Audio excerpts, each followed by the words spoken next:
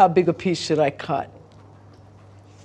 Ready to enjoy this perfect Greek vegetarian meal from the Ionian Islands.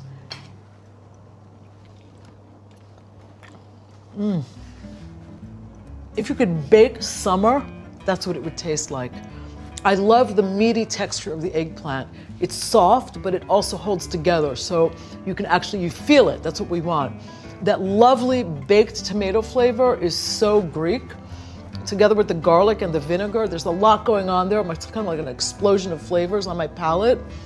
This goes really well with one of northern Greece's rosés. This is made with Xinomavro, and it's from the Amynteo region.